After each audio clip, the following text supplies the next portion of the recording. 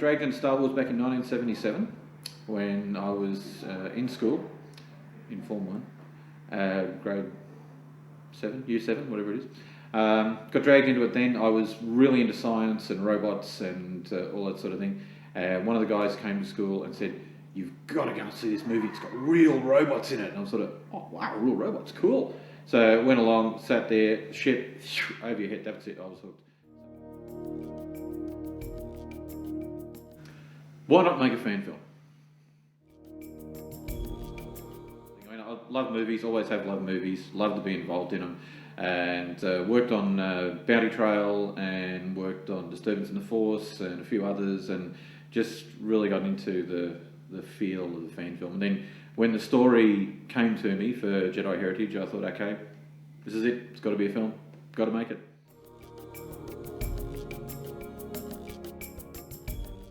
Woke up one morning with a picture in my head of Ralph McQuarrie drawing of a stormtrooper with a lightsaber dangling from his belt. And I thought, okay, I know this picture, and I couldn't remember exactly where I'd seen it. So went back through all the reference books and everything I've got on Star Wars, searched high and low, eventually found this picture, stormtrooper, lightsaber on his belt. As originally George Lucas had the concept that lightsabers were something that everybody carried around. And that's what he told Ralph McQuarrie when he did all the concept drawings for Star Wars. And that's what he did. He put a lightsaber on the stormtrooper. But when I looked at the picture, I thought, well, no, going by what we know about Star Wars now, you know that only Jedi Knights carry lightsabers and Sith Lords, so there's got to be a reason why that stormtrooper is carrying a lightsaber. So I thought it's two possible reasons. Number one, he's a Jedi who's become a stormtrooper. Didn't like that idea. Number two, he was a stormtrooper who'd bumped off a Jedi and taken the lightsaber as a trophy. And I thought, yeah, that sounds a little bit more likely. So then I sat down and 5 years later had Jedi Heritage.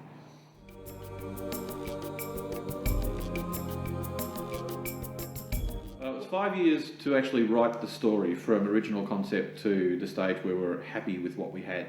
I wrote one draft, looked at it, said, no good. Went back, wrote a second draft, no good.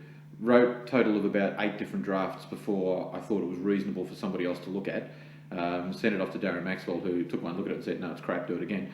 Then Darren and I wrote drafts 9, 10, 11, 12, 13, 14. So took a lot of work.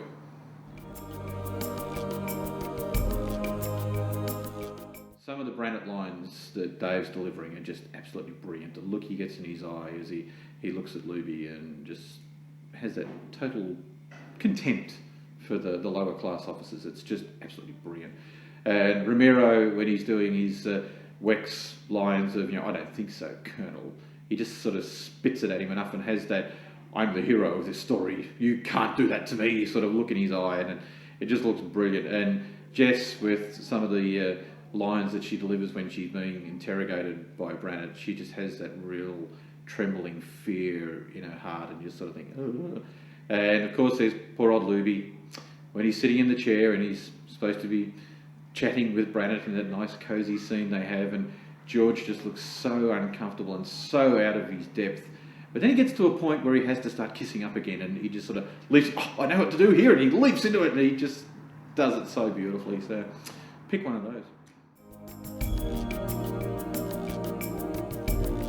The set we're currently sitting in, which is Brennan's office, has cost about $800 to make, including the paint and all the materials.